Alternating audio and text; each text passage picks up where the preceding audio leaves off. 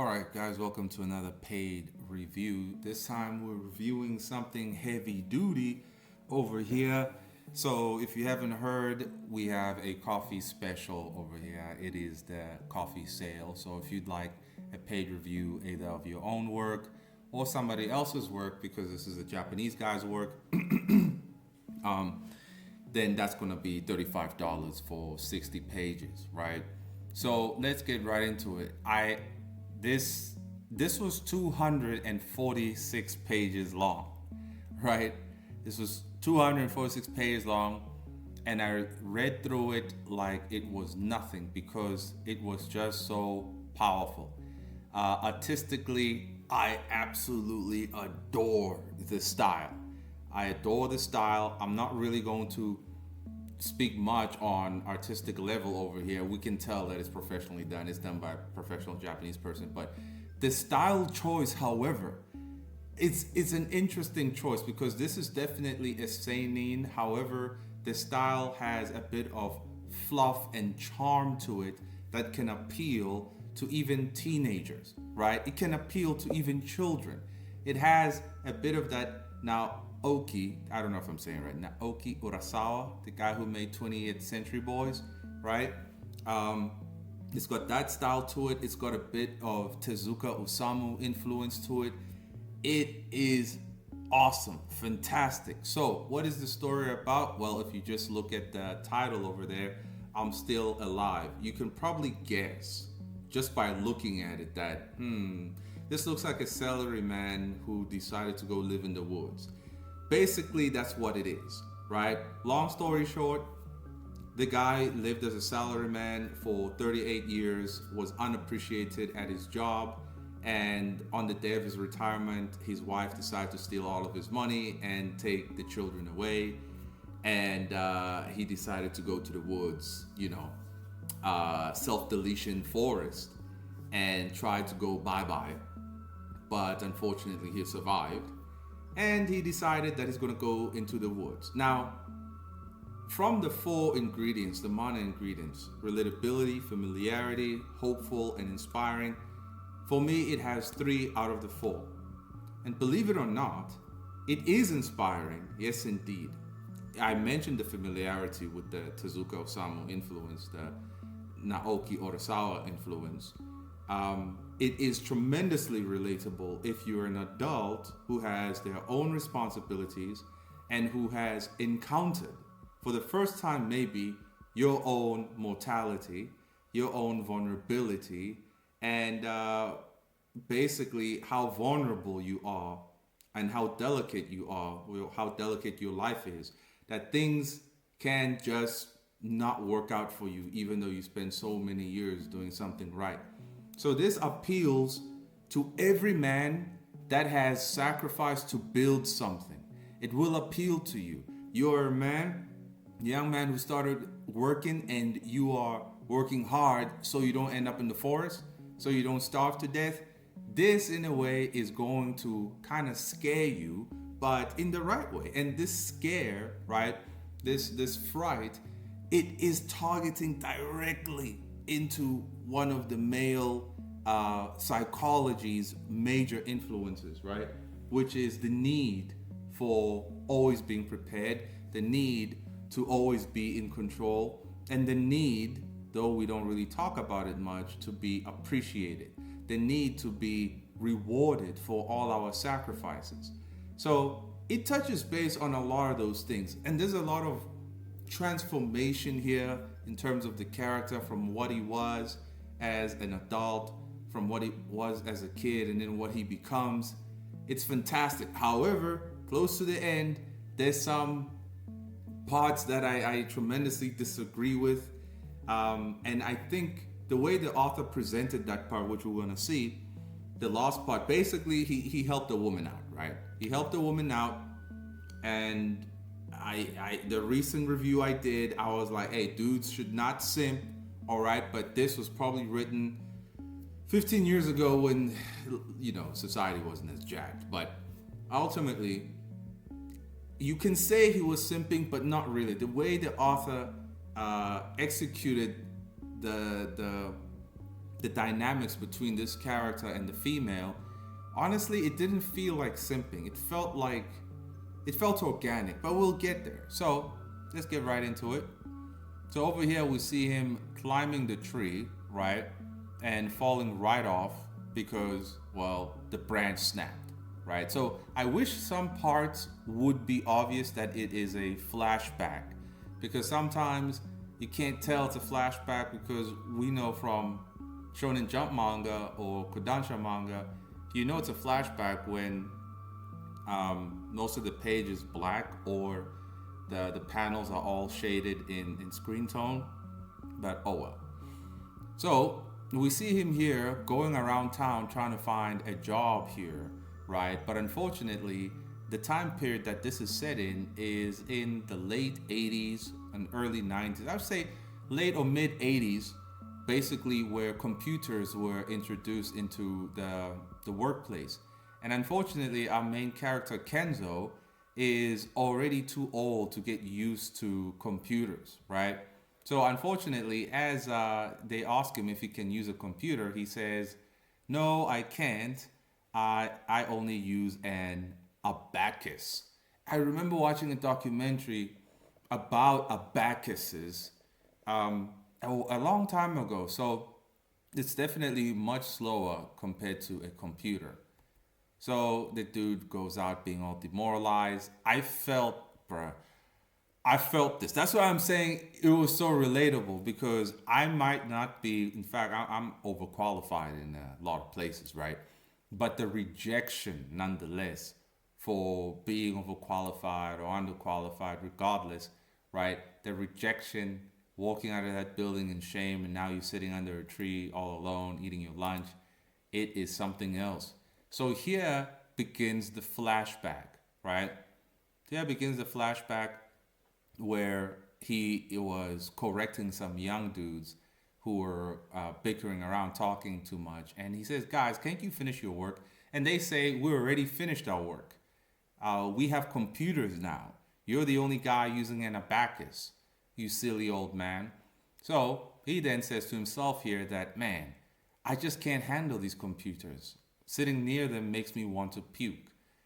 I don't know if that's actually a real thing. If remember, was it Breaking Bad? No, it was the sequel to Breaking Bad. Gotta Call Saul. Saul's brother was allergic to electricity, right? So yeah, maybe it's a real condition. Who knows, right? So we see him walk home after another failed day of trying to get a job, and it looks like the house has been broken into. But unfortunately for him, it was the wife and kids taking all their stuff, and he goes to the table and sees the divorce papers. Just like that. Tries to make them calls, and nobody's picking up because all these phone numbers have been disconnected. And the dude is totally bewildered as to like what's going on? Why is this happening? Right? What in the world is happening to me? I felt it. So dude decides to go chill by the park or by the soccer field, right? And he calls the bank to ask how much he's got in his savings. Only for the person at the bank to tell him that you pretty much have $1 left. Like 100 yen is like $1, right? You got $1 left. And he's greatly saddened by this, because the banker tells him, your wife visited 2 days ago and withdrew 26 million yen. How much is that? That's $26,000, right? And she took it all just like that. Theft, bro. But that's what happens in divorce. She can legit take all your stuff. Yeah, it's crazy. So she took my retirement savings and reparation. That is just insane. So he's visited by this cop who's giving him a bad look for whatever reason. And he pretty much tells him to lighten the mood, I guess. Don't worry, I won't kill myself here. And the cop's like, wait, what? What are you talking about? And he's like, dude, I'm only kidding. Can't you see I'm just here for the sunset? Who knows why this cop is so uptight? So finally, we jump back to, well, just the moment before he tried to hang himself. and he's on the tree, and he says, I guess that after 38 years of hard work, I've been up and dumped. Ha ha ha. You've done enough, Okada Kenzo. It's time to say goodbye to life. And he actually slips. And funny enough, he's like, not yet. Maybe here he just wanted to reflect some more, right? He wanted to reflect some more. But I gotta say that the character mentions his own name quite a lot. Well, not a lot, but he mentions it quite enough where I noticed. I don't know if it is an attempt to declare his existence, to reclaim his individuality in the world, and the quickest way to do that is, uh, you know, declaring your name, basically, right? Your name is unique to you. It means something. It was just interesting. Sometimes we don't think much about our names, right? We really don't. So here it kind of got me thinking that, there's something to it over there, right? So he slips, he hangs, right? And it looked like this is it. This is it. And he has another flashback over here, right? I think this is a flashback. So, yeah, this is definitely a flashback where he visits his doctor for a quick checkup, but the doctor doesn't even really do a proper checkup. The doctor is so reliant on looking at results on the computer, where he doesn't do a full analysis of his physical condition and just recommends the usual doses with a slightly higher dose, right? And this annoys Mr. Kenzo, saying, this stupid doctor, he didn't even look at me, right? He didn't even look at me. He mocked me, saying, I'm too weak-willed to stop smoking, right? He didn't even take my pulse or use the stethoscope. He just gave me that test result and clacked away at his computer. He didn't even look at me. That's right. So, this, you see, remember what I was talking about yesterday, right? What I was talking about in the live stream. I said, where we are right now is in the transitional point in humanity. And as artists, we are the ones who are usually the first to witness these things. And so it's our job to capture this transitional phase in the human experience. And this right here, this manga captures the transitional experience, right? The transitional phase in the human experience at the time in Japan, right?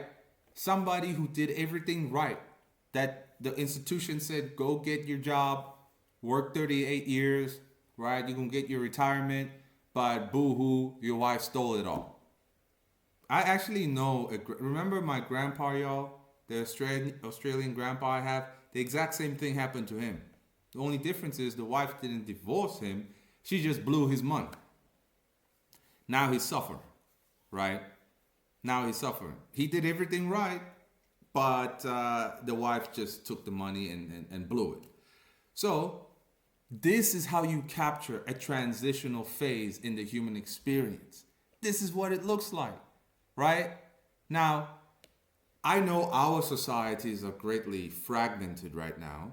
We have a lot of contradictory, force feeding of cognitive dissonance, worthless information in our eyes, where we cannot properly perceive what's happening in reality. It seems also broken. In Japan, however, because there was a great sense of oneness, a great sense of a collective experience, it was easier to break down the experience happening to the civilization at the time, right? Maybe so even now a little bit. It's not as clean and clear cut as it once was. But for the rest of us outside of Japan, our ish is completely fragmented. We are in a giant 1984 gulag where we're being force-fed that double speak, that double think, that creates that cognitive dissonance, that leads to the frustration, that leads to the crash outs, right? You cannot properly interpret reality. You don't even have a proper framework to break down reality because that was all intentional. So we can feel lost, right? So we can feel isolated despite being so connected. So anyway, he sits back at the soccer park, pulls out his wallet, and he's got 16,000 yen. Yeah, that's really low. That's like $150, right? Nah, it's less than that. I've worked hard for 38 years, and all I have to show for it is 16,000 yen. Ugh, terrible. So he gets upset. He sees the pills that the doctor gave him, gets pissed off, and decides to throw them on the ground. And then again, he speaks to himself, mentioning his name. That's enough. Okaida Kenzo, right? So he decides to go to the train station, take a train. And you see, notice the rude young man in the back, right? Come on, Pops, get a move on.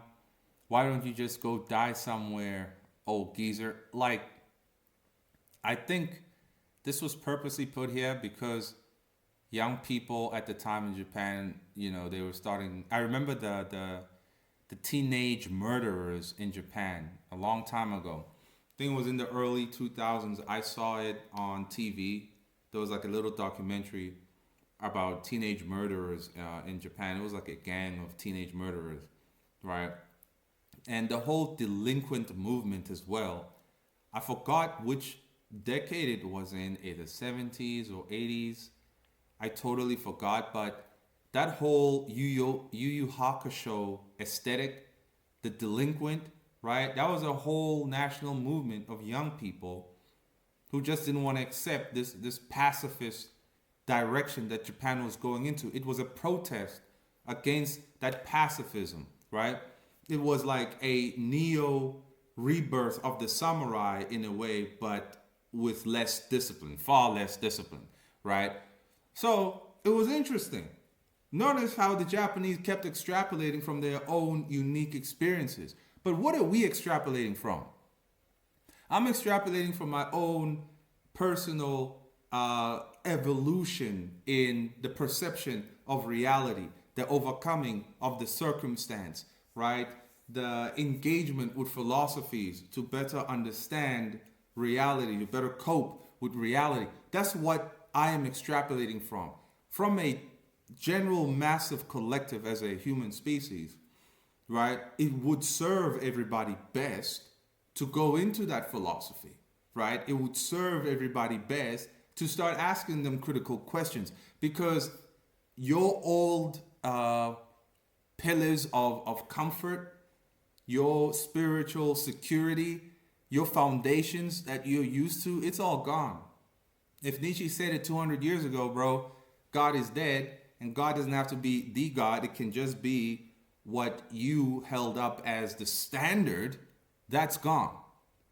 That's gone. It's either you reinvent, you create a new standard based on the classics, because the classics discovered the objective truth and proper pillars of what good standards are, right? Or you're just going to be consistently drifting, feeling confused, or trying to adopt the new standards of the PSYOP agents and the morons in government trying to tell you to cut your testicles off, right? Which is going to create cognitive dissonance, right?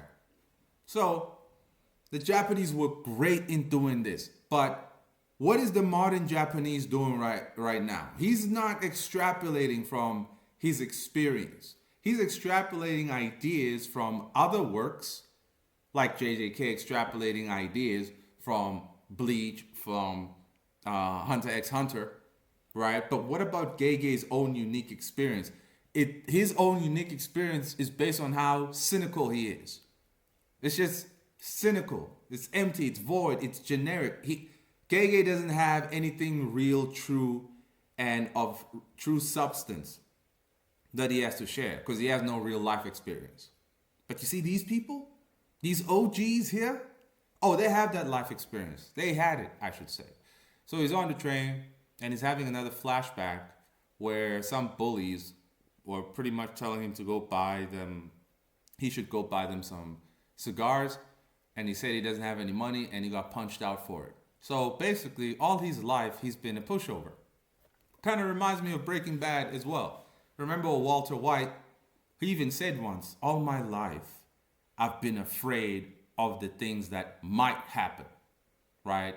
Playing it safe all his life. And what was his reward? Cancer.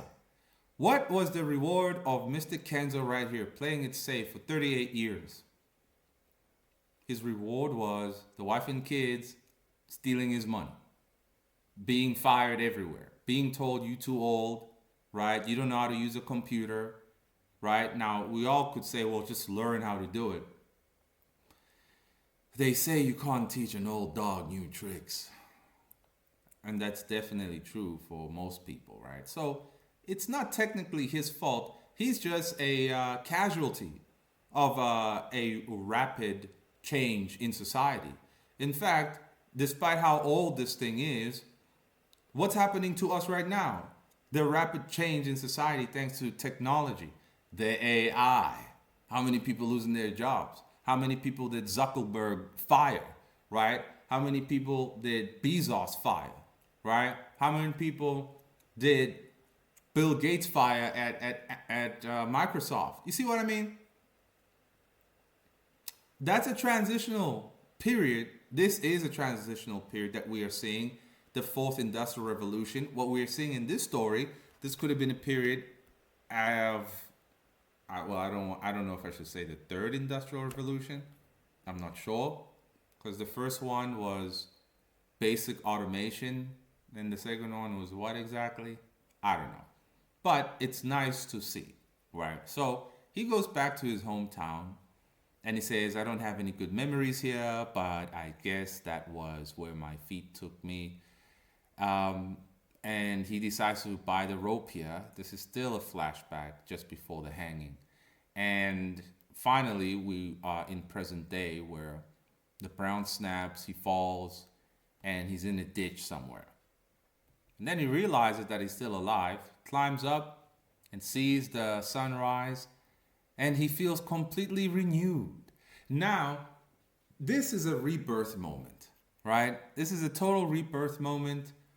This is usually what happens in the hero's journey all the time, right? He died once and came back having a near-death experience. Now, if you read the occult books, right, when you get initiated, they say in order to awaken your third eye, they have to initiate you into a near-death experience. You have to lose the fear of losing your life, right?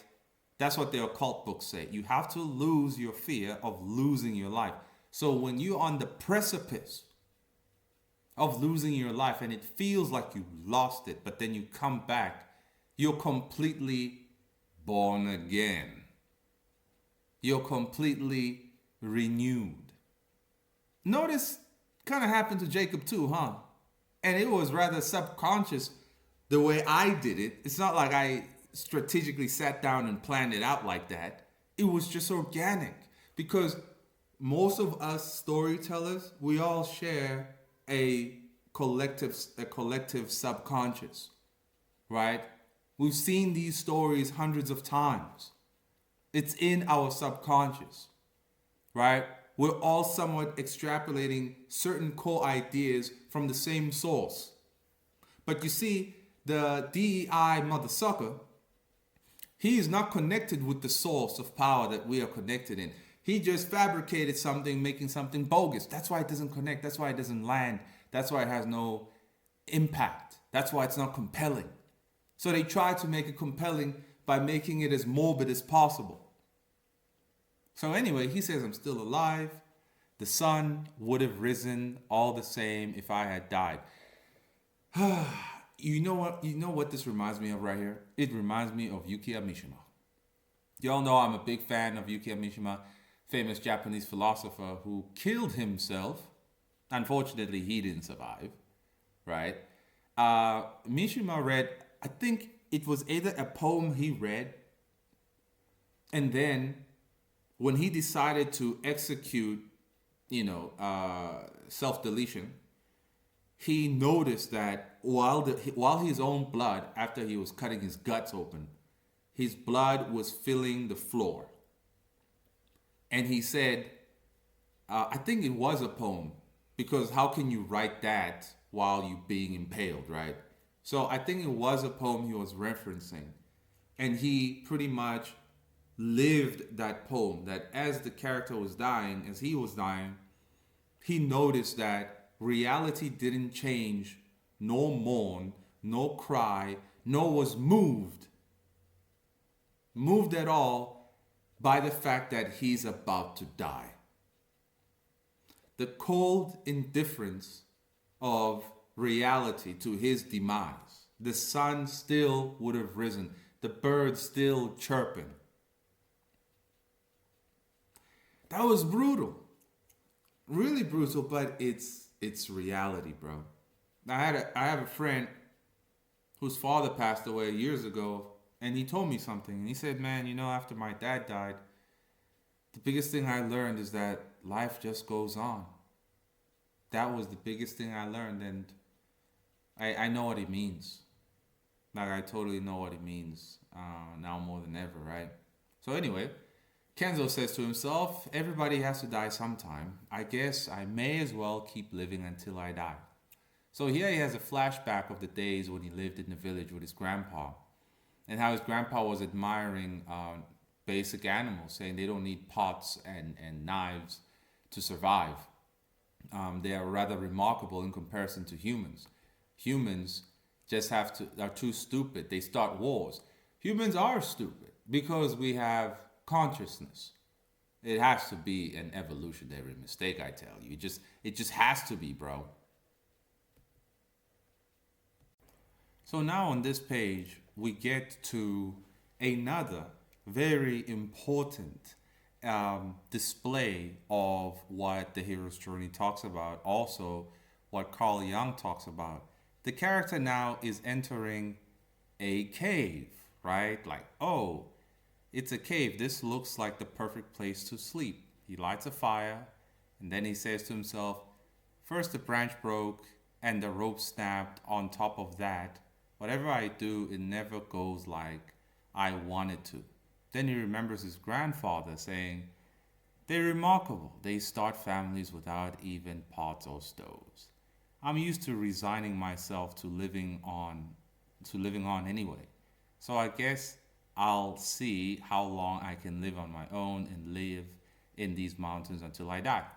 Now, with the archetypal example that we find in the hero's journey structure, usually when the character enters a cave, right, it's right after a pivotal moment, and now they're entering the unknown.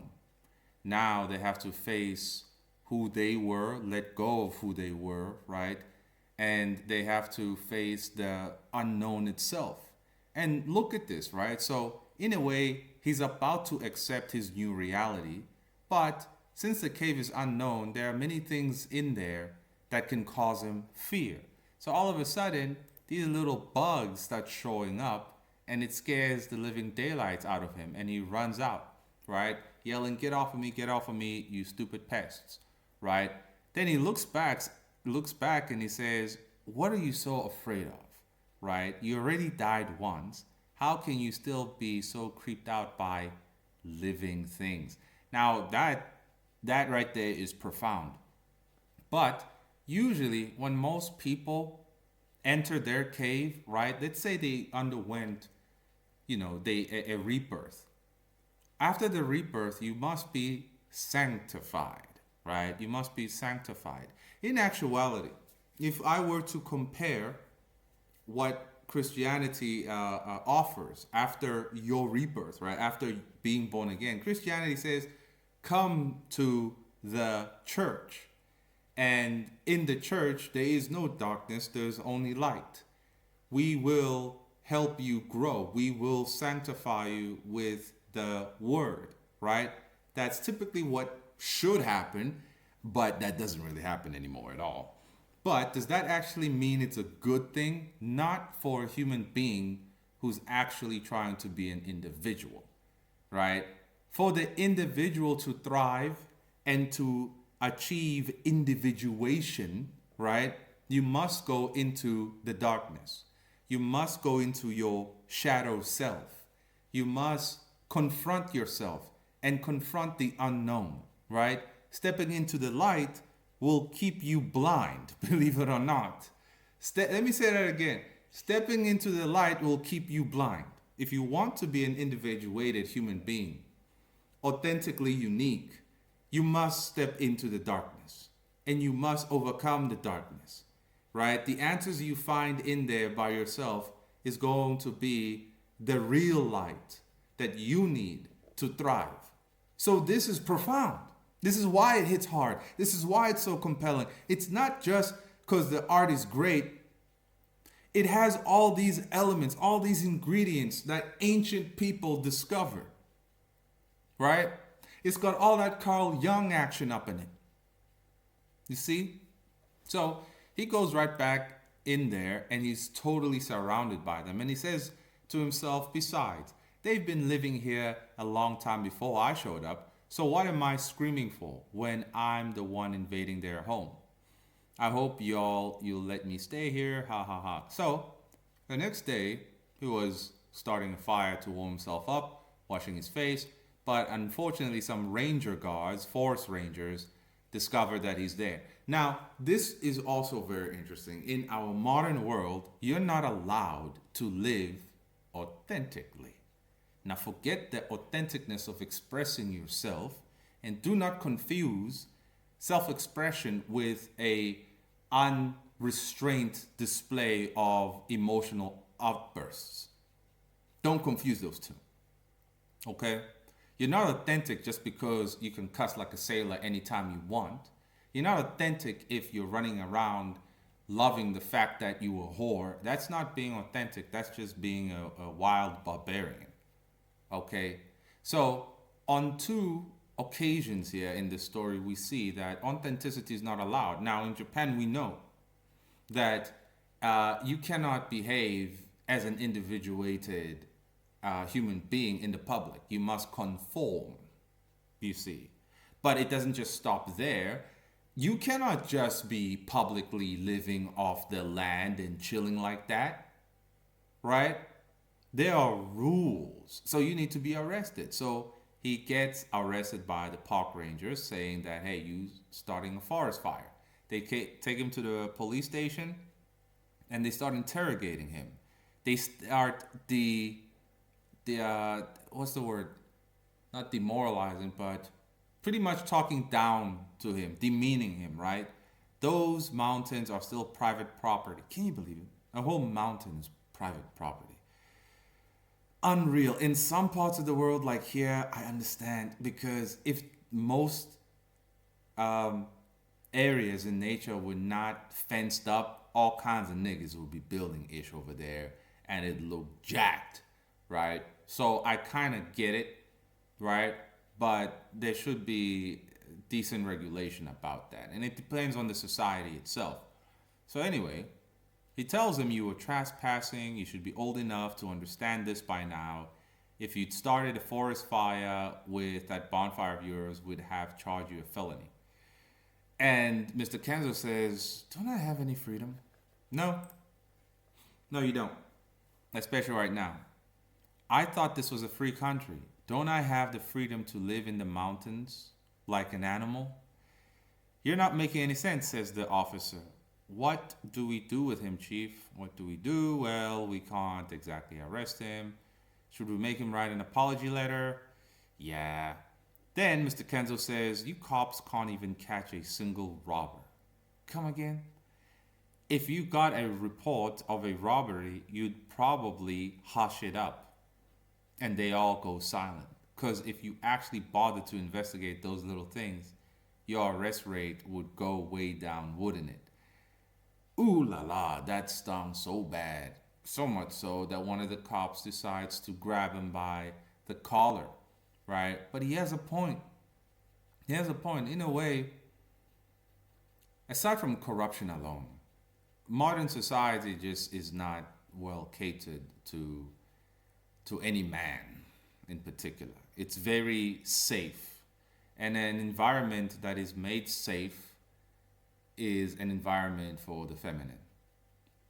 This is why they've always said that the future is female, right? The future is female. So it's because our society is too safe right now. Nobody breaks their bones enough anymore. No one falls off trees anymore, right? We got helicopter parents. They don't want you to play outside, and so on. Your bones are not as strong as your grandfather's bones. They're not. Way more brittle. Like a 48-year-old man, if he were to arm wrestle a normal 48-year-old man, arm wrestling a normal 21-year-old guy, the 48-year-old would win, right? And it depends where you actually grew up. Like maybe in the South, maybe you were a farmer. I once met this grandpa, late 60s. He came to the bookstore and he wanted a book on gardening or something. And I helped him out and he said he was grateful and he wanted to give me a handshake. And I shook his hand and I immediately knew that this guy could kill me. This guy's an old man in his late 60s, but he was a farmer. Classic Afrikaans white Dutchman, right? I've never felt that amount of strength from anyone, let alone an old man. His hands were hot as iron. You could feel the power in his arm. I was like, this guy could crush my skull, you know? Because he grew up in the old days where he was breaking them bones, wrestling with damn pigs, and choke slamming horses. If he were to arm wrestle me, I would lose. I would straight up lose. So our modern society is safe. It has made physically weak men, and of course, it has made him weak in the mind also. So the cop attacks him. And Mr. Kenzo says, hey, don't call me a geezer.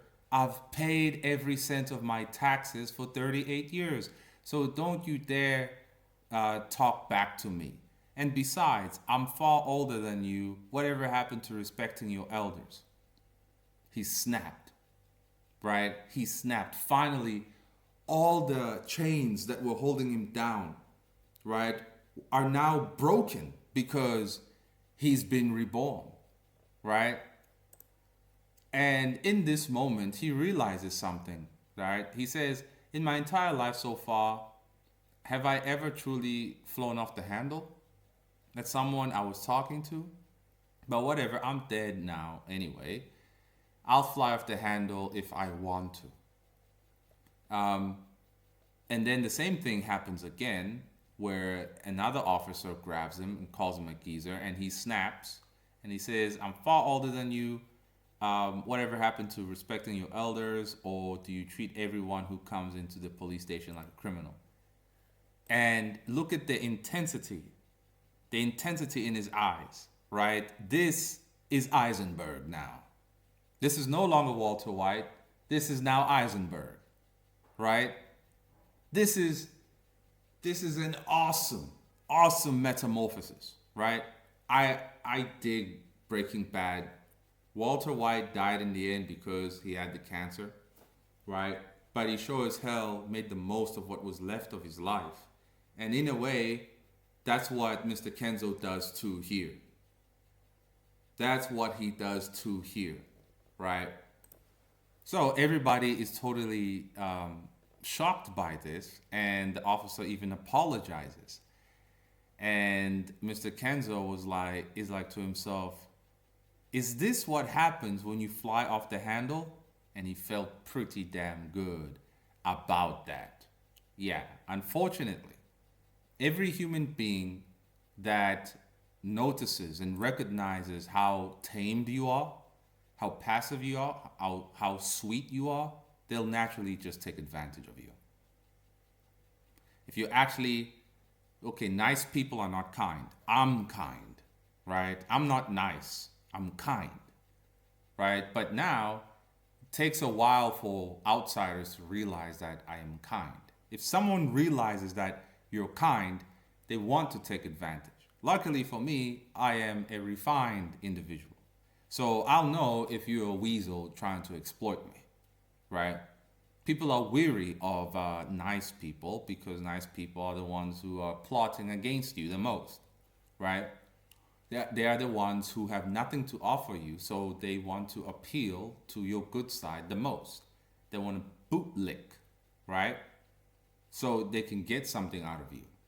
I don't want to bootlick, so I ain't gonna lick your boots, and I'm just going to be authentic. If I don't like you, I'll be like, nigga, I don't like you. Right? So anyway, Mr. Kenzo goes back to the woods and he says, I guess I must have been a little too close to town. Gotta go deeper, somewhere that no one else will go. So he doubles down on his journey to go deeper into the mountains. He stumbles upon some acorns and has a flashback about how his grandmother used to make them and how much he hated them as a kid. So he collects a bunch and decides to roast them up, and they taste pretty damn good for him. Pretty much because he hasn't eaten in 2 days, right? So he says, the only thing I have to worry about right now is eating. Nothing else to worry about. I've left all my cares and worries in the city. This is the freedom of savagery, if you will. But this is not really savagery. This is complete simplicity. This is de-evolution in a way. Somebody would accuse him of de-evolution because it's like, oh, bro, you going back to the bush? Nah, we need to go to the moon, like Elon Musk. But Elon Musk can't even fix Twitter, right? All kinds of hunchbacks over there driving people insane. But anyway, then he says, now what should I do tomorrow? I better start building a house. I've got plenty of time. All the time I have until I die, and all that time is just for me. Ha ha ha, this is the life. There's a book, I didn't read it. I think it's called The 5 Essentials to a Good Life. Or the 8 Essentials to a Good Life. And one of those essentials is time. You need time. Time actually is the most valuable asset, right? If you had $5 million, but you're gonna die in 3 hours, well, what's the point, right? So you need time. Time is what matters the most. It's what matters the most. So he wakes up sensing something, and it is a boar. You know, I saw a video of a boar charging at someone. I didn't know they were so big. And luckily, the person who was being charged at shot it immediately, because that thing is traveling at like 100 miles an hour or something from the looks of it. If it hits you, all your guts gonna be ripped open. So I couldn't believe that boars are actually insanely dangerous. You know, who would have thought? So anyway, it charges at him, and he gets totally knocked back, hits it with a rock, and the boar runs away. But he realizes that he got grazed. Well, he thought he got stabbed, but he got grazed, and it's a fairly deep cut. But he thinks that he'll recover. Unfortunately, he's still bleeding out because the wound ain't closing. Now, this is the first test to his freedom. This is the first test, true test of, well, his new journey, his new life, right? This happens all the time, right? Usually when you think you've been born again and you are in a new place, that means new problems. That's what it means.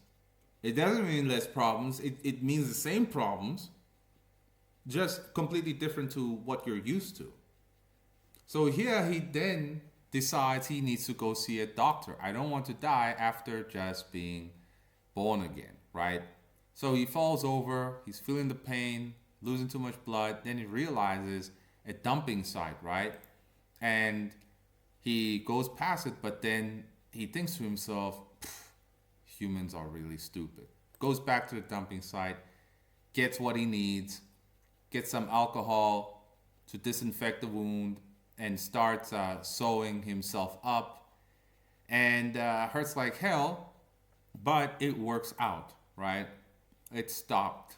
It stopped. The bleeding stopped, right? Then he passes out, and then we jump to back in the city where his family basically are going on about their life. His son doesn't care about him, um, and his wife also doesn't care about him. So they just don't care. The guy has been away for like months. No one really cares about him. So a new season comes along, and he finds other things that are going to be useful for him. And notice now the visual changes.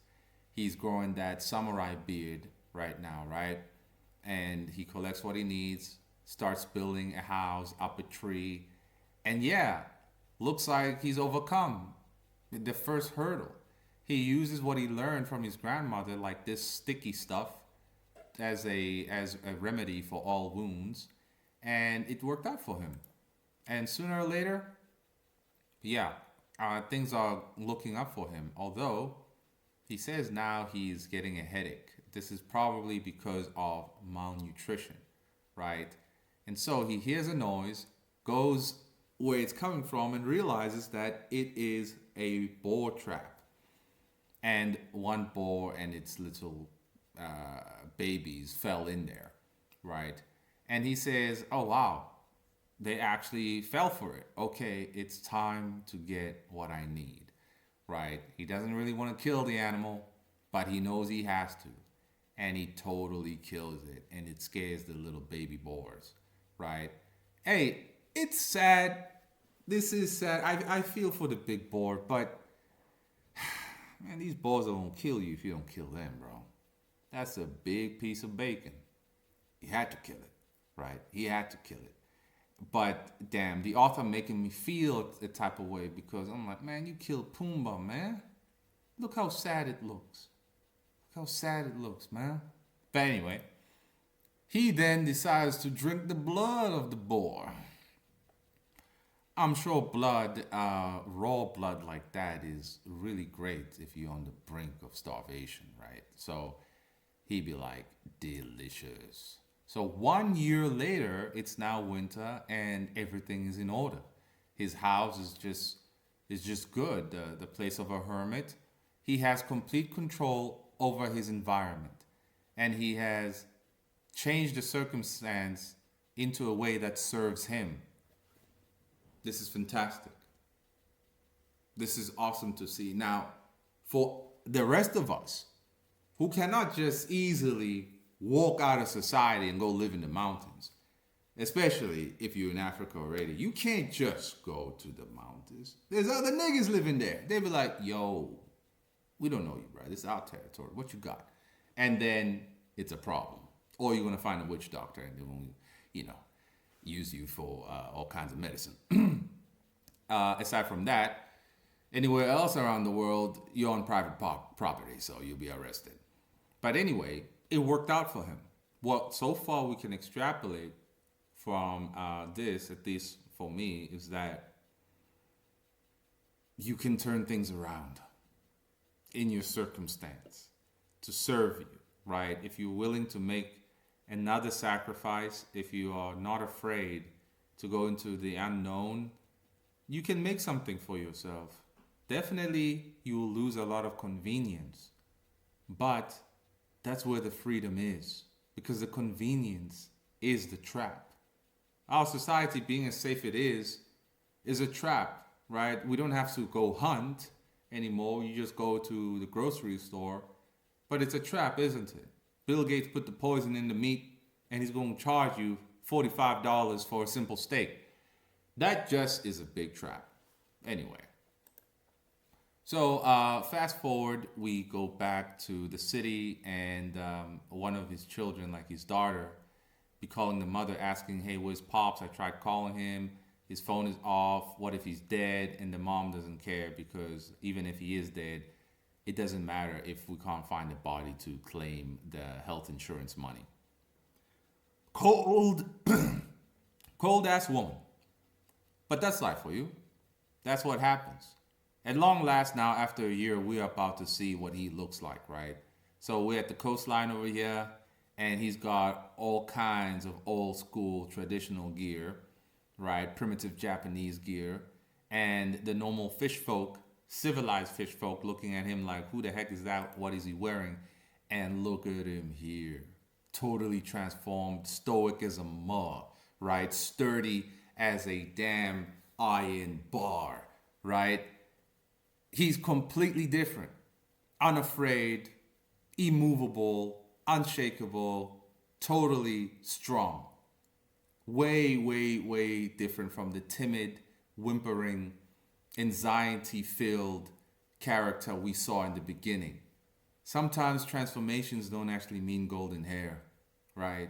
It just means a new way to carry yourself, right? So he goes to the sea and he be dipping his water in the seawater because he's actually collecting the salt from the water. I didn't even know that's how it works. And then he grabs some cucumbers, I think, some sea urchins or whatever. And then the local folk come in and say, hey, yo, you're not part of the union. What are you doing here? And he looks at them and they're totally scared of him. He be looking like a wild man, right? This is the power of a dude who went into that cave and sat there. Guess what? When I got screwed over in 2021, that pain was so insane I can't describe it. But you want to know what I did? I literally went to go sit by the corner for 6 to 4 hours a day. Each time that pain came, I went to go sit by the corner and stare at the wall.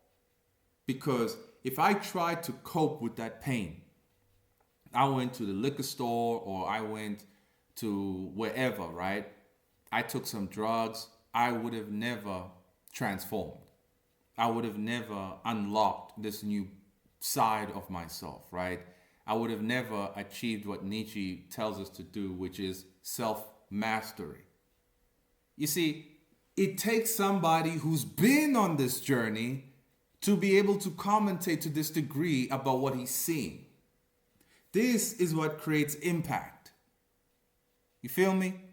This is what creates impact. So when Torishima says, if you don't draw manga, you need to shut the F up. No one wants to hear your opinion, right?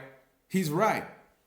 You have nothing to say. You have nothing to offer. Imagine a doctor diagnosing you, but the nigga didn't study for nothing, right? He never got any case studies, or a surgeon that never practiced. They never gave him a corpse to dissect. What the heck is he doing? Right? So you got to be qualified.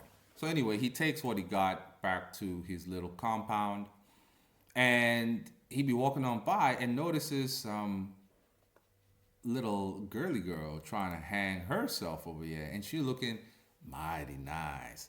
Here I thought to myself, this is the beginning of the end.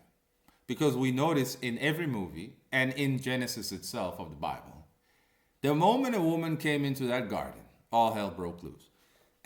So unfortunately, that's partially what happened. That's partially what happened in this story, right? And I gotta say, Papa Mendes told me, you know, as men, our paternity instincts are very strong. We want to guide, teach, and take care of those who look weaker than us, softer than us. And the weakest and softest is a female, right? And she, of course, is going to put you under a genjutsu thanks to all those curves as well.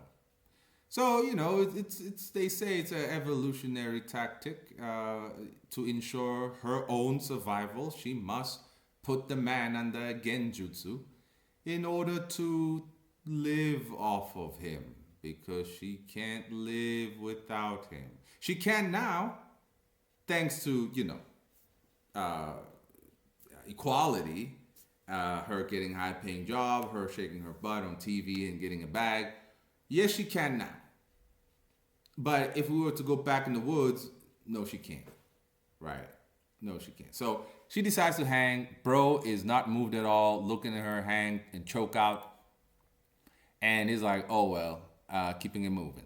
Then the branch snaps, just like him. She survives and unfortunately brings her back to the compound. So she notices all this stuff over here. I'm like, wow, this is actually pretty cool. And then they start talking. And did I survive? Yes, you did. The branch snapped, so on and so on. So he offers her a meal and asks him who is he. And he says, I'm just like you, hey. I'm just like you. I'm somebody who died, but I survived and here I am, right? Death means freedom. If you think you're better off dead, then you should just die. And since I failed to die, I figured I'd live in these mountains until death came for me again. So when I saw you hanging yourself, I didn't feel any need to save you. I only brought you here because the branch snapped and you didn't die. I won't stop you from going out to kill yourself again. That is real freedom. That is real freedom. You know, sometimes I remember watching one episode of Nick Fuentes a while ago, and he was yelling and screaming and saying, never, never, never blow your brains out. It is wrong. Look, it's not that simple when somebody decides to blow their brains out. But I don't think any human has the right to tell another human that you're not allowed to blow your brains out.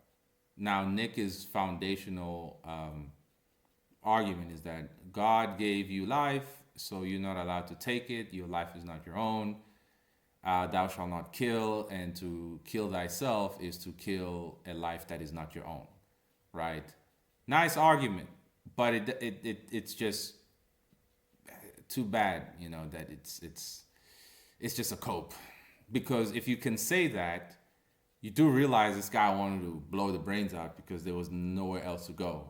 He did everything right, and everybody betrayed him. Society betrayed him. The reward that he was promised was taken from him. What do you want him to do? Do you know? There is no real answer. So I ain't saying grab a gun, but all I can say is I understand. As I truly understand when Kenzo wanted to do himself in, I get it. And I think every guy that's been through like major struggles, you've thought about the gun, bro. Don't lie. You thought about it. All right? You gave yourself time. You said, I'm going to give myself 15 years. If it don't work out, I'm grabbing the gun. Don't lie, nigga. It happened. All right? It happened. So now we see the classical bait, right? There comes the bait, then there is the switch. Luckily, Kenzo never fell for this bait. So the bait here is that, now here's the thing about females. They're not really aware, they have no conscious awareness of what they're doing, right? I never really met one that does have conscious awareness of what they're doing. They mostly subconsciously parrot everything around them. This is why they particularly, always choose the consensus all the time. So, nature-wise, though, they like to bait a man that they need, right? So in this moment, she's about to bait Kenzo with the booty, right? Now, Kenzo thought his mushroom tip ain't working because he has diabetes. But to his surprise, he then realizes that, wait a minute, his mushroom is working. What's going on? Well, nature has healed him, right? The blood be flowing, and he could have had that booty.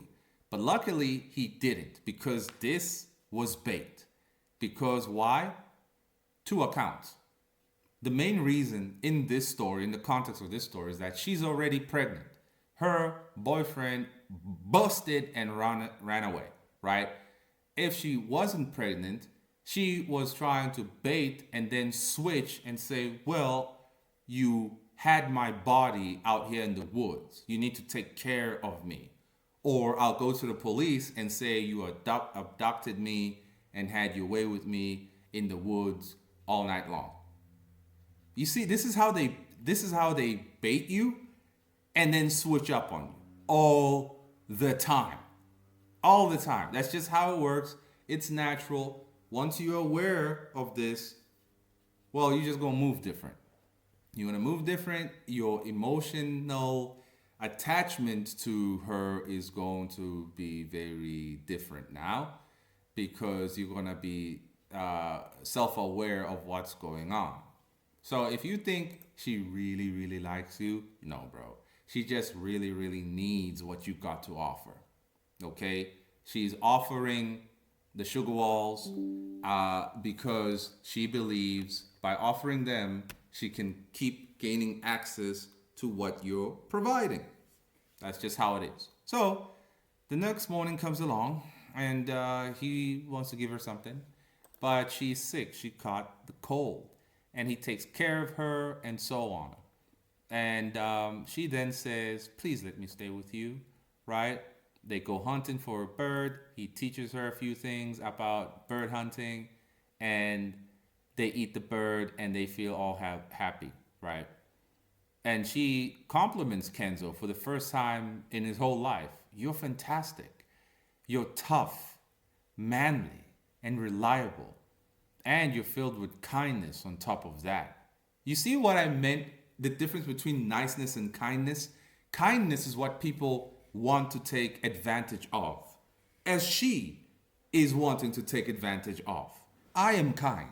And so most people would like to take advantage of me, but because I have a woof woof delivery and speaking, you all think I'm a mean bastard, right? And I have to be like that because how many mother suckers will be knocking at the door trying to exploit my kindness? No, right? So anyway, then she starts talking about the other guy, right? She's like, but it's true, you are cool. If I had met you sooner, maybe I wouldn't have been so infatuated with him. Don't you just hate it when they start talking about the other guy, right? You asked to stay here, right? Well, I'm sure you'll tire of it eventually, but at least it'll be a nice change of pace. So if you want, you can stay here for a while. And so that is the case. Then she's up all night. She can't sleep. What's the matter? Can't sleep? And she's like, you know what? I'm cold. Please come sleep with me. And he'd be thinking of the other thing. And she's like, no, not like that. I just want to feel warm. So they snuggle up. And this, of course, was another bait. She was hoping that, he would get on top of her.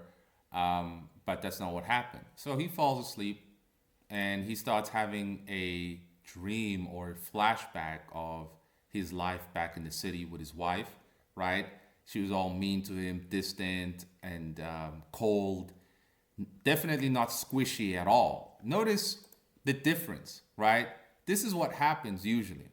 When you encounter someone who is much kinder to you, but in the context of a man here, you're a dude, you had somebody who's a vile, venomous snake, cold as hell, right? Cold-blooded, right? And now you snuggling up with somebody warm and buttery. You are going to remember what graveyard you crawled out from. And this marriage was a graveyard, right? And it shocks him and traumatizes him. And this is his wife telling him all kinds of things. And he can't remember her face. And he wakes up. Oh, it's just a dream. Heads outside and he says, I wonder why I can't remember my wife's face. Because y'all were never connected. That's why. You were never connected. She was using you. That's why she stole all your money. Bait and switch. She was using you. That's why she stole all your money, Kenzo. You can't remember her face because y'all were never connected. Right? And so the early morning comes along and she pukes. Morning sickness. And she says, I'm pregnant. That was the bait and switch right there. If he got on top of her the first time she offered her body, she would have accused him of being the father. This is what they do. This is reality. Fantastic story. So anyway, he is now working extra hard to provide for her and a baby that's not his. This is the part where I'm like, this is some simping action, right? Single mother stuff. But in a way, it's not actually, it doesn't completely feel that way. It doesn't feel that way. It just feels like Kenzo is genuinely kind and he's not even romantically interested in this woman, right? He's just waiting to die. That's it. So if he wanted to be called daddy and whatnot, that's when you could say he's simping. But from the surface, it definitely looks like it, right? So he's working extra hard, however, trying to take care of her now. And I honestly believe this is what accelerated his demise, right?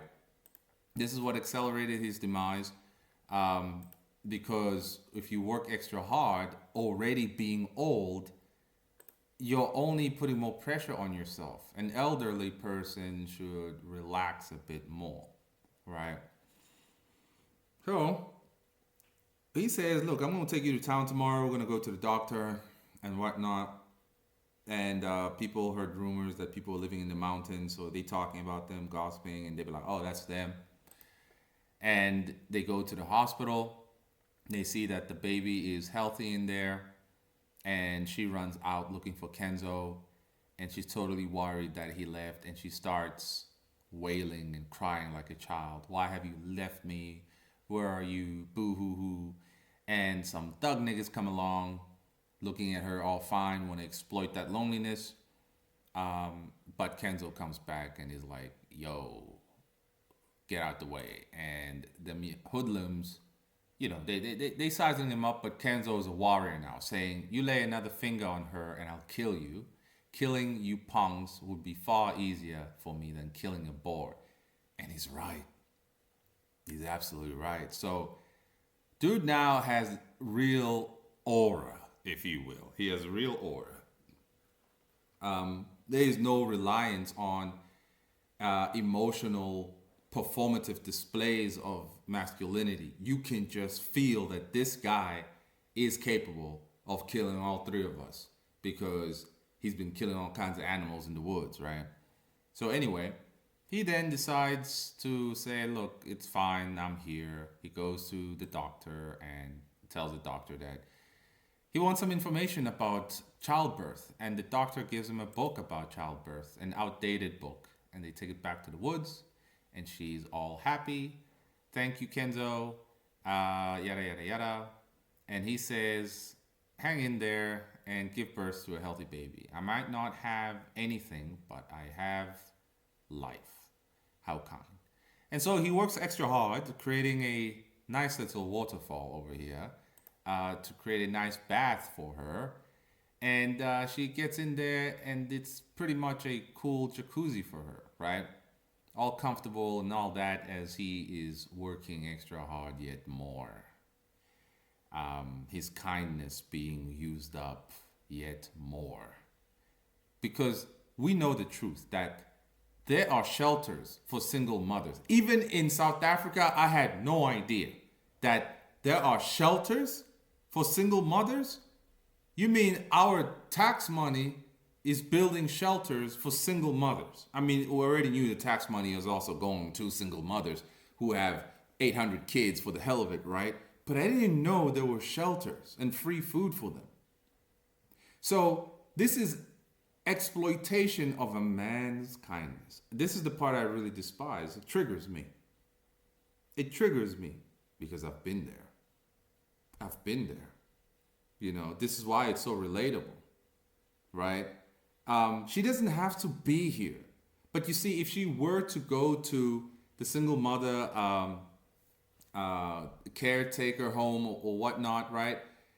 She wouldn't have privilege. She wouldn't be treated like a princess as she's being treated right now.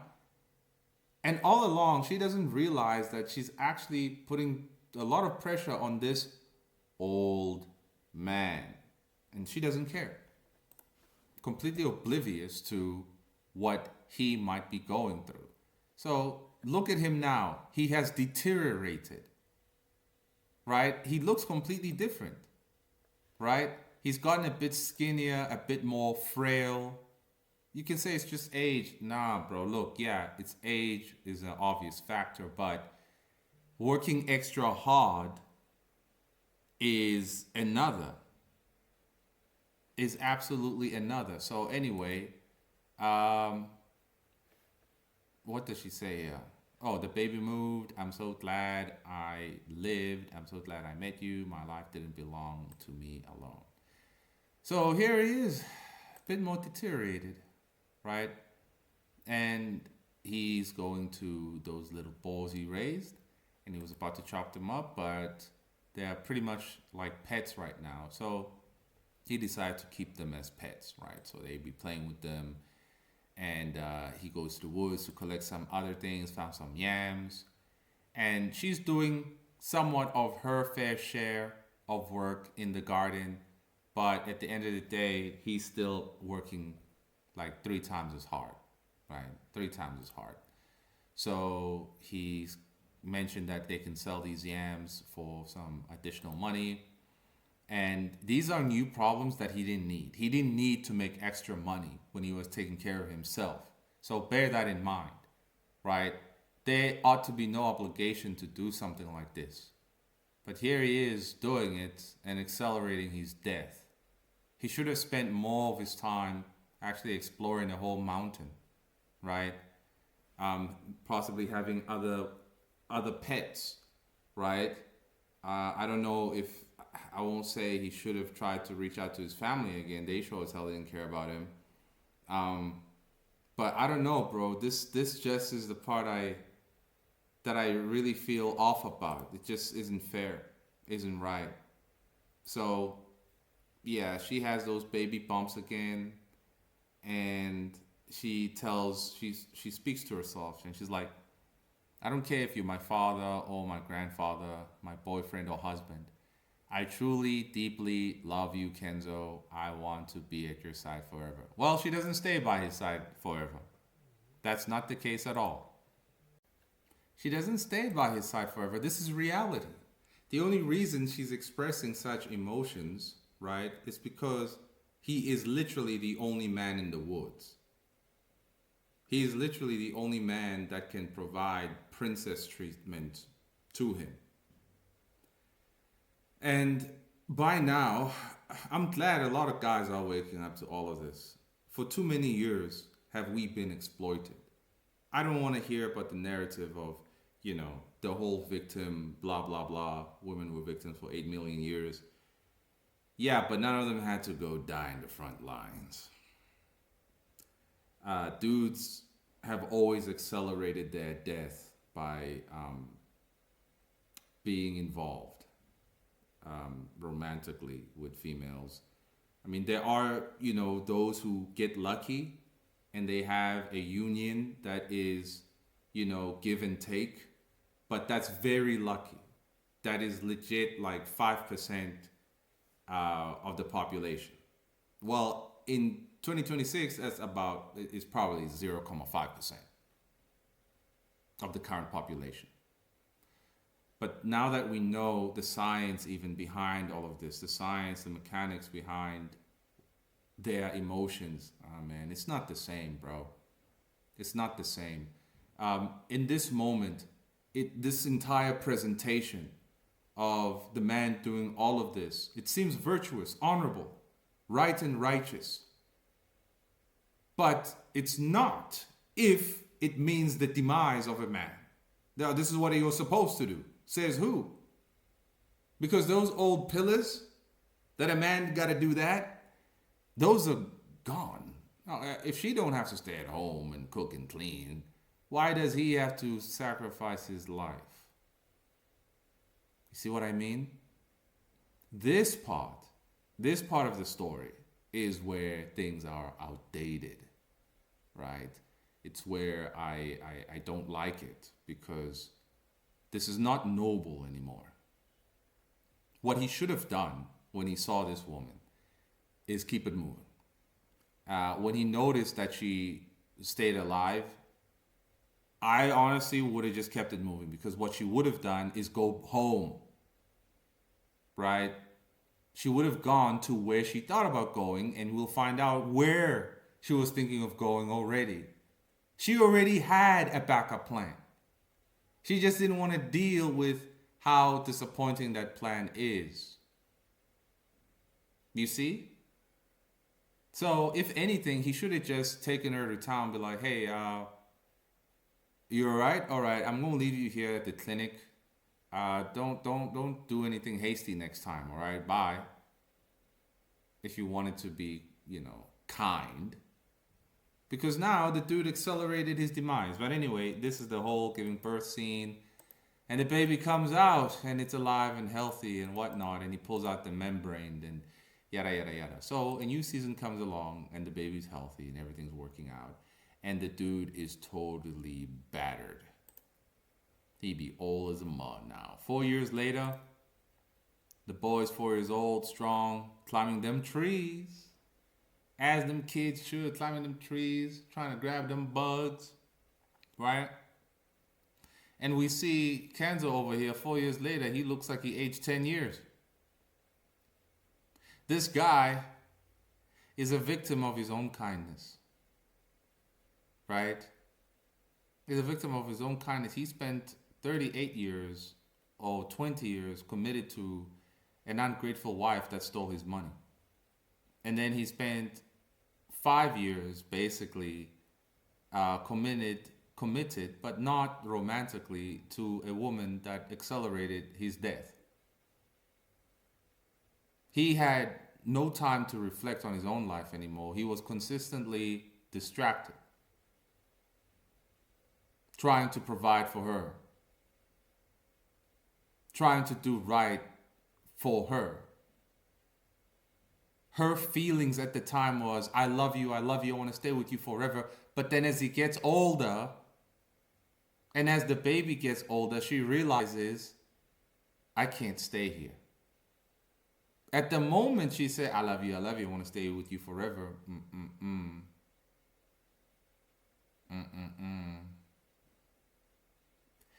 This part, to me, feels humiliating. Like a humiliation. This is a man who survived dying the first time, right? You see, if I were to compare Kenzo to Walter White is 10 times better. Walter White is 10 times better because he did not compromise what he became. He had one chance. Right? He did not compromise it. He wanted to be the biggest bad there was. Right? And even though he was scared in multiple situations, he went along with it anyway. He plotted to kill Gus. And he did. He ended up getting the respect of other criminals.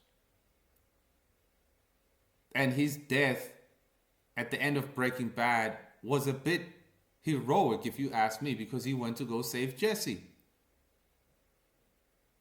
He legit took a bullet for Jesse even. His own mechanism to kill the criminals that had Jesse all locked up, shot him. Fatally wounded him, but he died. We don't actually know if it was the cancer or the bullet that killed him. Either way, one of the two was going to kill him eventually. But Walter White is a more inspiring character. Now, I did mention that this story is inspiring, in the beginning. This story does not have any hope, as now we're about to end it. There is no hope in this story. It was inspiring in the essence that he tried to make the most out of his life in his second chance. But then came somebody and robbed him of his second chance. There never was a moment where he was like, who is the new Okada Kenzo? There was no reimagining of the self as there was a reimagining of the self like Walter White. Walter White reimagined himself as Eisenberg. This part is humiliating and sad. But when we look at the subconscious, now we're analyzing the subconscious of this story based on the author. What's he expressing? He's expressing the inevitable demise of the Japanese man. that it is being forsaken for doing your duty here, and then you find yourself doing another duty there that leaves you with nothing. That is the Japanese way. That is how he saw reality, how he sees reality. I don't know if this author is still alive and kicking. That there was no escape from being shackled. You survived one long prison sentence of 38 years paying your taxes, and then you had 6 months of absolute freedom and isolation. After that, some woman comes along, and then you spend 4.5 years taking care of her as you wither away because you're working extra hard for her benefit, only for her to decide she's gonna leave. She's gonna leave you in the dust as society left you, or left him in the dust because he couldn't use a computer.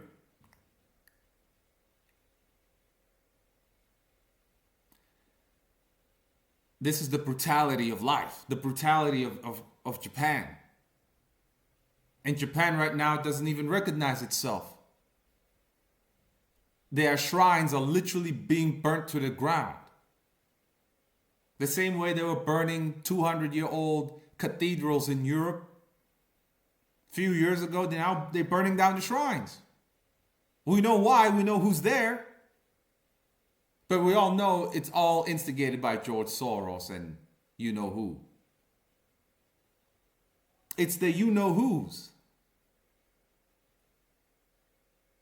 Look at all the blood spilt by these people, these you know who's.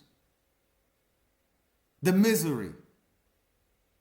You want to know one thing I'll respect from Gaddafi, right? And the people of old in general, they knew that peaceful protests can't change anything. Modern people want to sign petitions. They want to peacefully protest. They want to debate you. What you need is a revolution, or more blood like this is going to just flow. This is humiliating. As he's climbing this mountain, he trips, falls, and all kinds of blood starts coming out. But it's not because he fell. No, it's because he's just dying. And not a nosebleed. It's even coming out of my ears this time. And then the dude faints. Sunset comes along, and the woman and the kid be like, where's grandpa? And finally he comes back, right? And the woman's like, hey, are you okay? Why are you holding onto a stick? And it's like, oh, it's fine. I just hurt my ankle. But of course, there is no closer examination as to like, are you really okay? No. She's just checking, can you still do everything for me? That's all. There's no proper inspection of anything. Can you still do everything for me? You don't look as optimal as earlier. In fact, at all as prior years even. You sure you're right? Because I need you to still keep doing everything for me. But anyway, so finally we get to this part where the woman says, I've been thinking of going back to town a couple of times this week to go work part-time.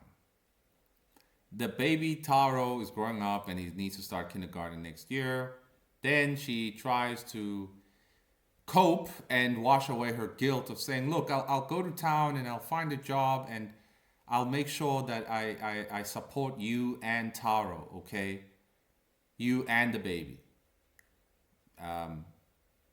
No. This is her attempt to convince you. If, thankfully, Kenzo never cared and he knew this day would come. So he's not moved at all emotionally by her sudden desire to leave. He knew this day would come. So thankfully, there's no extra pain that I need to feel that he's being betrayed. He knew it would happen. But what everybody should take away is that, guys, this is reality. This legit happens. And if you're going to sleep on the wheel and think that it's not going to happen to you, bruh, I'm sorry, bruh. but you're not going to make it. You're not going to make it. You're just not going to make it. So she's trying to cope. She's trying to convince him and herself that this is the best escape plan, right? She's all right now. Used him like a necessary towel for the time she was still soaked in her own tears of depression and bad decisions. And now she's all right. Now she don't need this old man. He's too slow now. Too weak. I gotta go find a job. Was a good 4 years living off of you, barely doing much. Then she cries and says, "Thank you, Kenzo. You've taught me how to live, and so has Taro." Then we get a little bit of her backstory about, her family died early on when she was a kid, and she lived with her cousins, but then she went to an orphanage, and that's where she's thinking of going to. Let me go work at the orphanage. That's an idea she's always actually had in her mind. She just didn't want to feel embarrassed. So she had to drain this man of 15 years of his life in only 5 years, in only 4 years. And then take his literal last dollar. His literal last dollar that he gives, and so she could get the heck up and out of there. Next day comes, pack their stuff, and they talk to him, "Hey, promise I'll be back to visit. Bye." And the kid says, "Grandpa's pretty quiet today, huh? You see what I mean? Kenzo's literally dead right there. She's not inspecting further as to like, are you okay, Grandpa?" It's the same thing when she saw that the guy's using a stick to walk. "You okay?" That okay is, are you still operating well enough for me? The nigga is a corpse right there, basically, bleeding. And there isn't a second guess to make a closer examination. In this moment, she could have easily be like, Grandpa, Taro, run to the town and ask for help. Let's take him to the hospital or something." No. Just like that, Kenzo dies. And the kid says, "Mama, will you buy me a notebook and pencil when we get to town?" "Sure, and colored pencils, yada, yada, yada." And so off she goes to live her happy life, to go marry someone else, as Kenzo is dead over here. Kenzo got used by his wife, children, and left for dead. He escapes. He finds freedom for 6 months, feels alive. Then comes another woman, sucks up all of his life force, ends up dead in 4.5 years. Left for dead.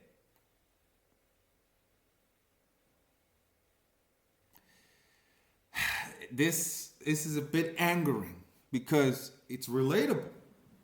I've been there.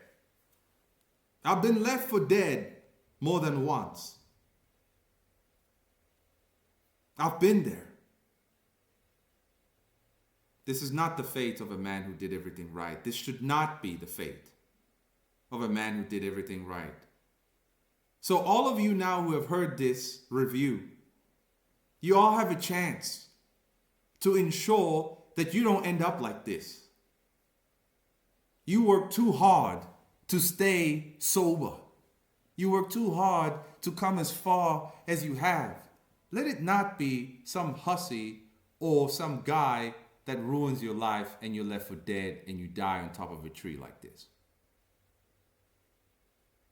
This story is tragic, and the irony, I'm still alive. No, you were alive for a moment.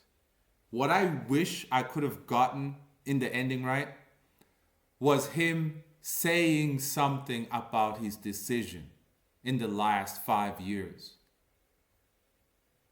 At least a memory that he cherishes the most in the last 5 years, because he was not emotionally connected to the kid or the woman. So it makes me wonder, what was he? Well, the biggest thing I could tell that really made him happy for a time was just this moment right here before he met the woman. It was, in fact, on two accounts. The second one was when he kills the bull, right? And sets up his little kingdom. But the very first time is right here before he got stabbed by the boar, right? Saying, "This is the life." I wish we could have gotten a flashback about this moment right here. Ay, Chihuahua people. Ay, Chihuahua. Guys, if you're on Coffee Comics, you're a different type of man. It means, aside from the hunchbacks who are here because they have no life, but the ones who are actually here to learn, it means you're different. And you can't die like this. Because if you do, I will find you and drag your soul back from wherever and put it back in the body and say, do it again. You're gonna die right. You ain't gonna die like this. This ain't it. Is the ending demoralizing? Well, for someone like me, who is so aware of a lot of things, I, at a personal level, can say it is demoralizing.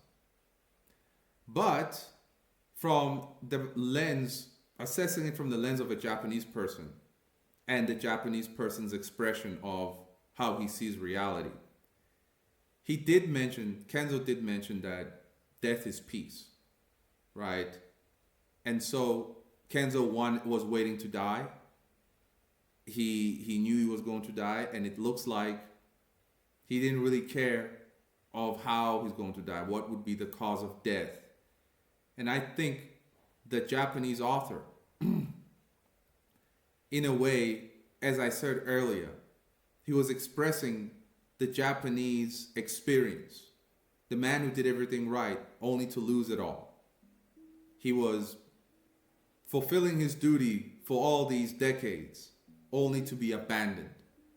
Finds a momentary time of liberation, and gets ensnared once again to more duty that ends up killing him.